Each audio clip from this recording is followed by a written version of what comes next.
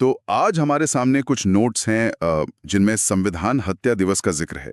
ये क्या है और इसका इतिहास क्या है? चलिए इस जानकारी की तह तक चलते हैं। बिल्कुल।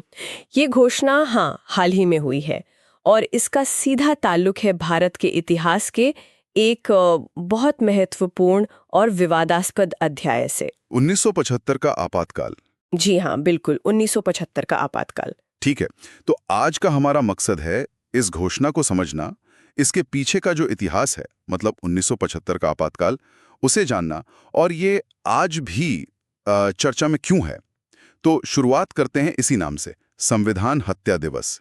ये नाम कहाँ से आया? हाँ, तो जानकारी ये कहती है कि गृह मंत्री अमित शाह ने 25 जून 2025 को इस दिन की घोषणा की। 25 जून? अच्छा, ये वही तारीख है। जी बिल्कुल, ये ठीक उस दिन की 50वीं सालगिरह थी जब 1975 में तत्कालीन प्रधानमंत्री इंदिरा गांधी ने आपातकाल लगाया था। और ये नाम, संविधान हत्या दिवस, काफी भारी शब्द है ये। हाँ, शब्द भारी हैं। इसका मतलब सीधा है संविधान की हत्या का दिन। सरकार का ये कहना है, या यूं कहें कि उनका पक्ष ये है कि आपातकाल के दौरान लोकतंत्र को और संविधान के जो मूल्य हैं उनको दबाया गया था। तो इसीलिए ये नाम चुना गया। ये सिर्फ एक घटना की याद नहीं, बल्कि एक तरह से संवैधानिक प्रक्रिया के कथित उल्लंघन पर एक टिप्पणी है। तो इस नाम के पीछे की कहानी समझने के लिए हमें शायद पीछे जाना होगा। 1975 में उस आपातकाल के दौर में क्या हुआ था उस वक्त असल में? जी, तो तारीख थी 25 जून 1975। हाँ। वहां से लेकर 21 मार्च 1977 तक, मतलब करीब करीब 21 महीने। 21 महीने, ये तो काफी लंबा समय है। हाँ, लंबा समय था। उस वक्त प्रधानमंत्री इंदिरा गांधी ने संविधान के अनुच्छेद 352 का इस्तेमाल किया और देश में आपातकाल लगा दिया। अनुच्छेद 352, और कारण क्या बताया गया? आधिकारिक कारण बताया गया था आंतरिक अशांति, मतलब देश के अंदरूनी हालात ठीक नहीं है। ओके, और फिर इसके नतीजे क्या हुए? हमारे नोट्स में कुछ काफी गंभीर बातों का जिक्र है, जैसे मीडिया पर पाबंदी। हाँ बिल्कुल, आपातकाल लगते ही कई बड़े कदम उठाए गए। सबसे पहले तो मीडिया पर सेंसरशिप लगी, मतलब अखबार कुछ भी छापने से पहले सरकार से इजाजत लेनी होती थी। यानी खबरें दबाई गईं। बहुत सी खबरें दब गईं। हाँ, आजादी से लिखना मुमकिन नहीं था। और विपक्षी नेताओं का क्या हुआ? यहाँ लिखा है कि बहुत बड़ी संख्या में गिरफ्तारियां हुई। जी, ये एक बहुत अहम पहलू था उस दौर का। जो आंकड़े मिलते हैं उनके हिसाब से 1 लाख से ज्यादा लोग गिरफ्तार हुए थे। 1 लाख से ज्यादा? हाँ, इनमें जयप्रकाश नारायण, अटल बिहारी वाजपेयी, लाल कृष्ण आडवाणी, मतलब विपक्ष के लगभग सारे बड़े नेता शामिल थे। और इन गिरफ्तारियों का आधार, मतलब क्या कोई मुकदमा चला? ज्यादातर मामलों में निवारक निरोध कानूनों के तहत गिरफ्तारी हुई, मतलब बिना किसी मुकदमे के ही लंबे समय तक जेल में रखा गया। MIC एक ऐसा ही कानून था जो बहुत चर्चा में रहा। बाप रे, ये तो वाकई गंभीर है। और फिर मौलिक अधिकारों का निलंबन, इसका क्या मतलब हुआ आम नागरिक के लिए? इसका मतलब ये हुआ कि नागरिकों के जो बुनियादी अधिकार हैं, जैसे जीवन का अधिकार, स्वतंत्रता का अधिकार, वो निलंबित हो गए। निलंबित मतलब आप अपने अधिकारों के हनन के खिलाफ आसानी से अदालत नहीं जा सकते थे। वो सुरक्षा कवच एक तरह से हट गया था। और इसी दौरान वो जनसंख्या नियंत्रण के नाम पर एक बहुत ही विवादास्पद जबरन नसबंदी अभियान भी चला। हाँ, इसका भी जिक्र है। जी, जिसका असर लाखों लोगों पर, खासकर गरीब तबके पर बहुत बुरा पड़ा। और संसद, क्या संसद की कार्यवाही सामान्य रूप से चल रही थी? नहीं, सामान्य तो नहीं कह सकते। कई जरूरी कानून, यहाँ तक कि संविधान में संशोधन भी या तो अध्यादेश लाकर किए गए या फिर संसद में बहस को बहुत सीमित करके पास करा दिए गए।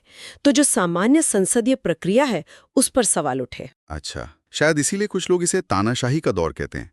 नोट्स में इलाहाबाद हाईकोर्ट के एक फैसले का भी जिक्र है, उसका क्या कनेक्शन था? जी हाँ, बिल्कुल। आपातकाल की घोषणा से ठीक पहले इलाहाबाद हाईकोर्ट ने इंदिरा गांधी का जो 1971 का लोकसभा चुनाव था उसे अवैध घोषित कर दिया था, रायबरेली सीट से। तो आलोचक ये कहते हैं कि भाई, अदालत के फैसले के बाद पद छोड़ने के बजाय उन्होंने सत्ता में बने रहने के लिए राष्ट्रपति से आपातकाल की सिफारिश करवा दी। अच्छा, तो ये एक तरह से सत्ता बचाने की कोशिश के तौर पर देखा गया। हाँ, कई विश्लेषक इसे इसी तरह देखते हैं कि ये सत्ता पर पकड़ बनाए रखने का एक तरीका था। समझ गया। तो अब आते हैं वापस आज पर। ठीक 50 साल बाद 2025 में गृह मंत्री अमित शाह ने इस पूरे प्रकरण पर क्या कहा? हाँ, तो उन्होंने अपने बयान में आपातकाल को भारतीय लोकतंत्र का सबसे काला अध्याय कहा और ये भी कहा कि कांग्रेस ने उस दौरान संविधान की हत्या की। और इसी संदर्भ में उन्होंने ये घोषणा की कि अब हर साल 25 जून को संविधान हत्या दिवस के रूप में याद किया जाएगा। उनके शब्दों में ये याद दिलाने के लिए कि सत्ता का दुरुपयोग होने पर क्या होता है। और ये घोषणा इस वक्त इतनी चर्चा में क्यों है? मतलब 50 साल हो गए? देखिए, इसके कई कारण नजर आते हैं। एक तो जाहिर है ये 50वीं सालगिरह है, एक ऐतिहासिक मौका है पीछे देखने का। हाँ, वो तो है। दूसरा, जैसा कि अलग-अलग स्रोत बता रहे हैं, इसे आज के राजनीतिक माहौल से अलग करके नहीं देखा जा सकता। मौजूदा सरकार इसे कांग्रेस की पिछली कथित गलतियों को उजागर करने के एक मौके की तरह भी देख रही है। अच्छा, यानी इसमें एक राजनीतिक एंगल भी है। बिल्कुल। और सोशल मीडिया पर आप देखें तो इस पर खूब बहस चल रही है। कुछ लोग इस घोषणा का समर्थन कर रहे हैं, कह रहे हैं कि ये जरूरी है याद रखना। और दूसरे पक्ष इसे राजनीतिक प्रचार कह रहे हैं। उनका कहना है कि ये इतिहास का इस्तेमाल वर्तमान की राजनीति के लिए किया जा रहा है। तो दोनों ही तरह के विचार सामने आ रहे हैं। तो संक्षेप में अगर देखें तो 1975 की वो बड़ी ऐतिहासिक घटना आपातकाल, जिसमें हमने देखा अधिकारों का निलंबन हुआ, गिरफ्तारियां हुई, सेंसरशिप लगी, वो आज 50 साल बाद संविधान हत्या दिवस के नाम से एक नई और शायद राजनीतिक प्रासंगिकता भी पा रही है। बिल्कुल। ये विश्लेषण यही दिखाता है कि इतिहास कभी सिर्फ बीती हुई बात नहीं होता। उसे वर्तमान में कैसे याद किया जाता है, कैसे उसे नाम दिया जाता है, ये तय करता है कि वो हमारी आज की सोच और राजनीतिक बहस को कैसे प्रभावित करेगा। और इसी के साथ हम अपने श्रोताओं के लिए एक सवाल छोड़ जाते हैं सोचने को। जब इतिहास की किसी ऐसी विवादास्पद घटना को सरकार की तरफ से आधिकारिक तौर पर एक खास दिवस का नाम दिया जाता है, तो ये आने वाले वक्त के लिए उस घटना की सार्वजनिक समझ और उसकी व्याख्या को किस तरह